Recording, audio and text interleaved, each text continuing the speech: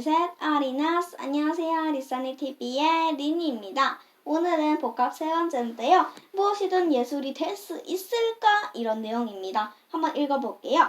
자, 영국의 예술계 지도자 400명이 선정한 20세기 가장 영향력 있는 작품은 뒤샹의 샘이다.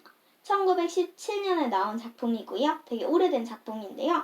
이 작품은 남성용 소변기를 뒤집은 다음 얼점 멋 1917년이라고 서명한 것이다. 뒤샹은 이미 만들어진 변기에 서명을 하고 거꾸로 세워 전시장으로 옮겨 변기가 예술이 되도록 했다. 뒤샹은 변기에 대해 새로운 생각을 창조한 것을 눈여겨봐야 한다고 말했다. 자, 그러면 우리 여기서는 뒤샹의 샘에 대해서 나왔죠. 그래서 뒤샹의 샘은 뒤샹은 이 변기에 대한 새로운 생각을 창조한 것을 눈여겨봐야 된다고 얘기한 거죠. 정말 그 작품을 만든 거가 아니라 그렇게 새로운 생각을 창조한 것, 그 생각을 어떻게 눈여겨봐야 된다 이렇게 얘기를 하는 거죠. 자, 그 다음 볼게요. 손피스트의 시간풍경 1965년에 나온 것은 대도시의 한가운데 만든 작은 숲이다. 그는 오래전 뉴욕시에서 자랐을 나무와 풀들을 골라 심어 녹색의 작은 공간을 꾸몄다. 시간풍경은 바쁘게 오가는 사람들로 북적이는 대도시의 까마득한 옛날을 상상하게 한다. 손피스트는 자연을 예술 작품이라 여겼다. 현대에 이르러 예술의 적정성의 추구가 주된 흐름이 되면서 예술은 무엇이라는 정의를 내리기가 힘들어졌다. 뒤샹의 번개와 같은 기성품, 손피스트의 시간 풍경과 같은 자연뿐만 아니라 색정의 우열한 배열, 사람들이 쓰고 버린 폐품이나 쓰레기도 모두 예술이 된다. 예술은 그것이 무엇으로 되어 있는가가 아니라 무엇을 만들어내는지가 중요하다. 작품을 만든 재료든 거기 등장하는 대상이든 작품은 작품을 이루는 것에서 더 나아가 의미 있는 것을 전해준다. 자, 그러면 우리 결국에는 뭐가 된다는 거야? 이 손피스트의 시간 풍경은 결국에는 이 사람 자연을 예술 작품이라 여겼다는 거죠. 그래서 이제 예술은 무엇이라는 정의를 내리기가 힘들어졌고 또한 예술은 그것이 무엇으로 되어 있는 거 아니라 무엇을 말하는지가 중요하다는 겁니다. 그리고 네, 그렇게 될 것 같죠. 그 다음 읽어볼게요. 예술은 창조적 상상력을 발휘하여 경계를 넘어들며 새로운 가능성을 탐색하는 것이다.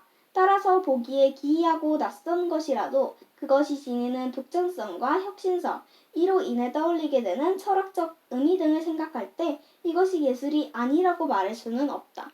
그러니까 우리 예술이 창조적 상상력을 발휘하여 경계를 넘어들며 새로운 가능성을 탐색하는 것이기 때문에 우리가 보기에 이상한 것이라도 그것이 지닌 독특성, 형식성이 이로 인해 할 수 있는 철학적 의미를 생각할 때 이것이 예술이 아니라고는 얘기할 수가 없게 되는 거죠. 그 다음 볼게요.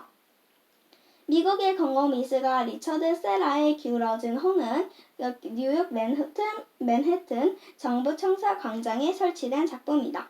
이 작품의 높이 3.6m, 길이 36m에 이르는 가차판으로 제작되었는데 사람들은 이를 단지 노슬 고철로 된 벽이라고 여겼다. 반면 미술 관계자들은 오늘날 가장 인기 있는 화가들조차 작품이 창작될 당시에는 허용받지 못했다면서 대중이 새로운 미술을 수용할 때는 시간이 걸린다고 반박했다. 또 작품의 창시자인 세라는 광장을 가로지르는 설치물이 광장을 두 개의 공간으로 나누어 사람들이 새로운 공간을 경험할 기회를 얻었다고 항변했다. 자, 그러면 우리 한번 볼까요? 자, 얘는 일단은 리처드 세라의 기울어진 호라는 작품이에요. 그래서 이런 어떤 사람들은 그냥 녹슨 고철로 된 벽이라고 여겼는데 미술 관계자들은 이런 대중이 새로운 미술을 수용해야 하는데 시간이 걸린다고 반박을 했습니다. 또한 작품의 창작자는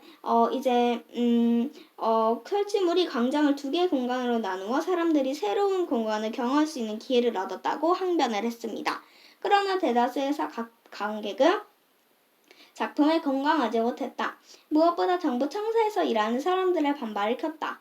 그들은 흉하고 괴상한 고철덩어리 때문에 광장에서 휴식을 취할 수 없다며 항의하며 철거를 요구했다. 세라의 의도는 지극히 개인적인 생각에 머무르고 만 것이다. 작품 철거 여부를 듣고 치열한 논쟁이 7년 동안 계속되었고 결국 작품을 철거하는 것으로 판결이 내려졌다. 이후 기울어진 호는 해체되어 고철로 돌아갔다. 자, 그러면 대다수의 관객이 작품에 공감하지 못했기 때문에 결국은 해체되어 고철로 다시 돌아갔다고 합니다. 자, 그 다음 볼게요. 이 사건은 작품에 대한 관객의 권리라는 새로운 관점을 보여준다. 예술 작품은 이를 감상하고 즐기는 관객을 제외한 채 예술가의 장작이라는 점으로만 의미를 가늠할 수 없다. 예술가의 창작만큼이나 관객의 감상이 중요하다는 것이다. 왜냐하면 예술 작품을 통해 예술가와 관객이 서로 소통하는 것이 예술 본연의 역할이기 때문이다. 자, 그러면 얘는 결국에 작품에 대한 관객의 권리라는 새로운 관점을 보여줍니다. 기울어진 허로 인한 논란은 동작성과 새로운 반을 내세움, 관객과 동떨어진 예술에 대해 생각해보게 된다. 예술이라는 이름으로 무엇이든 예술을 할 수 있다는 생각에도 의심을 들게 한다. 이는 관객의 참여 없이 극단적으로 흘러가는 오늘날 예술계의 특정 스타일을 반증하게 된다. 그러면 기울어진 호로 인해 이런 것들을 생각해보게 된다는 거죠.